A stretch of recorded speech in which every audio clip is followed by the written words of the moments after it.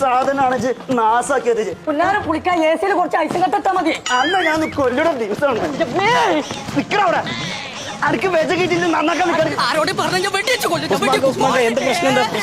നന്നാക്കാൻ വയ്ക്കുന്ന ഇറങ്ങാൻ എന്റെ പിടിച്ചും ഗ്യാസ് നാസാക്കി കുടിച്ചോണ. ആഹാ അങ്ങനെ വിട്ടാ പറ്റൂലല്ലോ അല്ലേ? ബഡ്ജറ്റ് ഞാൻ എടുക്കും. ചോനെ ഉള്ള കായ്ക്ക് മുഴുവൻ പെരുന്നാളാഴ്ച പടക്കം വാങ്ങി പൊട്ടിച്ചോ? എന്താടാ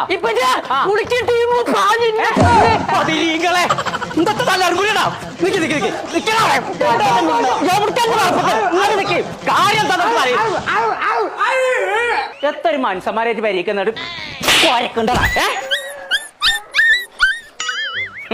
ഓനൊന്നാണ് കൊടുത്തപ്പോ എനക്കൊന്നാണ് സുഖിച്ചു അല്ലേ? പുളിഞ്ചോടെ എന്തിനാ എന്റെ ചെറുക്കനായിട്ട് ഇങ്ങനെ ആട്ടുണ്ട്?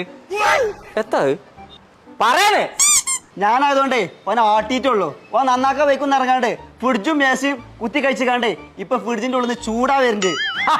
അതുകൊണ്ട് കഴിച്ചാലും ഉസ്മാനെ അതെനിക്ക് ഓവണായിട്ട് ഉപയോഗിച്ചൂടെ? ആ ഒരു ഓവൺ വാങ്ങണേ നേരത്തെ ഉറുപ്പ് കൊടുക്കണം. എന്റെ കുട്ടിയാണ് എവിടെ? ആ ഇവിടെ ഉണ്ട് കണ്ടോ. ഓരങ്ങനെ പഠിച്ചാൽ താല്പര്യം ഉണ്ടെങ്കിലേ നമ്മളെ തിരൂരുള്ള മെട്രിക്സിൽ കൊണ്ട് ചേർത്തോളാം. അതാകുമ്പോളേ 6 മാസം കൊണ്ട് പണികൾ പഠിച്ചോളും.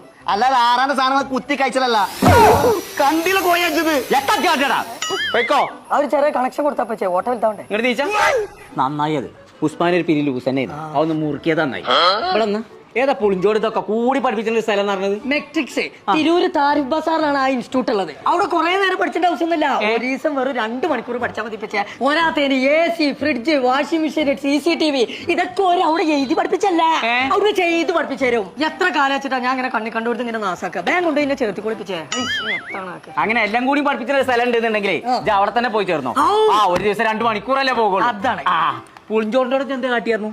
അവിടെ AC നേരാക്കിയപ്പോഴേ സ്വിച്ച് ഇട്ടപ്പോ മിക്സി ഓണായി. ലാഭല്ലേ? ഇപ്പച്ചിന്റെ